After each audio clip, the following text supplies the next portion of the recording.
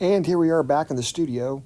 I'm going to take you on some of my studio practices today, and I'm going to start with ink. And I'm just taking some FW acrylic ink. I'm spreading it on a 140-pound cold press watercolor paper, and I'm going with three colors, mainly an ochre, a little bit of this purple and brown as well. And I'm just going to bring all this into the mix.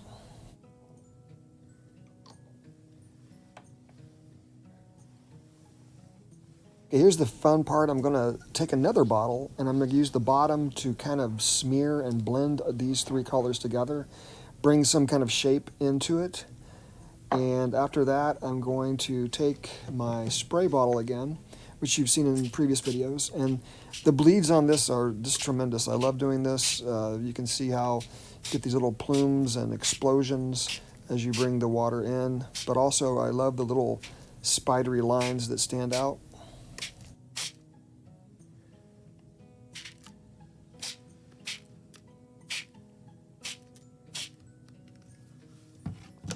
Today I'm going to show you some of the images I bring forward after I've got the abstraction done.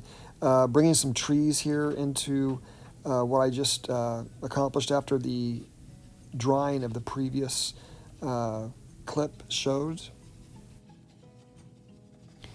I live in a place that has seasonal change, and I've really always appreciated over the years. I lived abroad for a while in a warm place, and I have to admit I missed some of the changing of the seasons.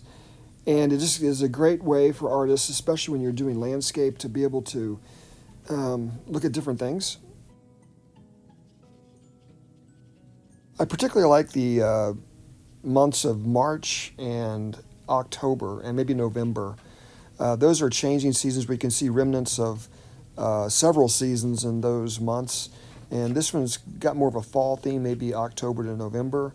But the leaves where I live are very brilliant, and everything around it is standing out that time of year. What seasons do you like to work with if you are a landscape artist? If you have an opinion on that, please drop a comment. But I'm going to continue moving through this. I'm trying to bring the some shading at the bottom. I've got the highlighted yellow leaves, but now I'm bringing in some of the darker reds and browns at the bottom to create that shadow effect.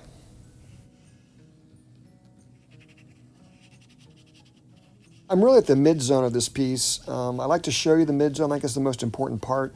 This, of course, is the beginning and the end where all the special effects sometimes come into play. But the mid zone is usually the time when people struggle the most, and that's certainly true for me. So it takes me a while to get to a point where I like the piece. I try to work my way through it, and I've gotten better with that with time and age.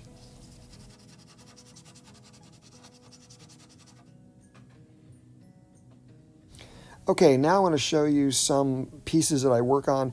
Great way to break artist block is to make backgrounds. These are all 140-pound cold press watercolor paper with varieties of Sumi, Walnut ink, acrylic, different special effects I've used with dishwashing liquid. But all of these really help when I have no ideas, and I just kind of blend ink, acrylic, etc., let it bleed, and something generally will show itself. Some kind of shape that can kind of hook me into something. So it's like making a song. I'm sure musicians try to get hooks in hit songs. I think for artists, you're trying to find some kind of hook for the viewer to step inside your piece.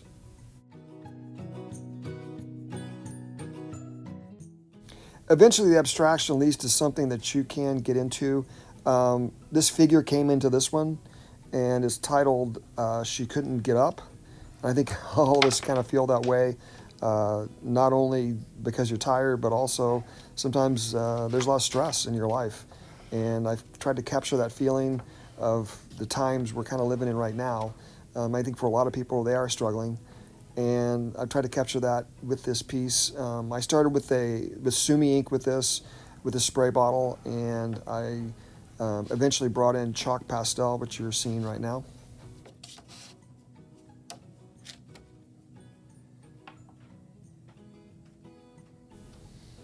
I'm trying to emphasize the tonal quality of this, so I continuously kind of pick at the picture, and I'm bringing some more Sumi ink here with brush, but I've tried to blend into the side of the face as well to bring that shading about and some more value.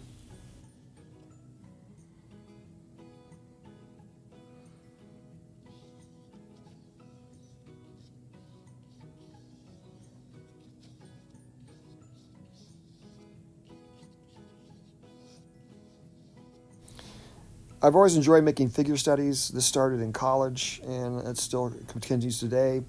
This piece is done with chalk on block printing ink, which I dabbed on the surface and then kind of let it bleed out. After that was done, I went back in with chalk and charcoal. Fell in love with fingers and toes after I studied Egon Schiele, one of my favorite artists in college. Still is with me. Still enjoy looking at his figure studies.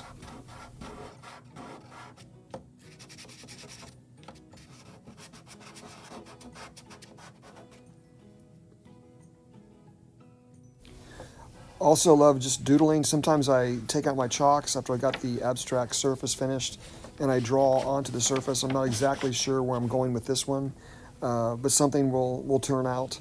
But you got to be patient, not force it, and just kind of let the picture kind of build itself.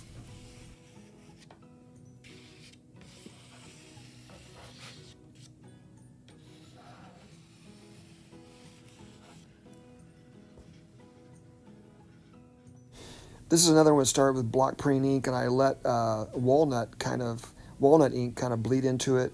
At the bottom, you see the acrylic that was mixed with dishwashing liquid, and there's the shapes and little blobs and bubbles and circles that result. Now I'm going to go on here to some of the finished pieces now that you've seen the process. This was from a few years back, but I was allowed to get into this picture after I got the shapes in, the abstract shapes, and these forms kind of evolved. Here's one in color of a landscape. This one I struggled with for a while, but finally something evolved where I could kind of hook myself into it. If you like this video today, please subscribe, and if you can like it and leave some comments, I'd appreciate it. I'll leave this today with this landscape, start with an abstraction, and you can see the different boats and things I put into it as I ended. Anyway, thanks for watching everyone today. I will see you next time.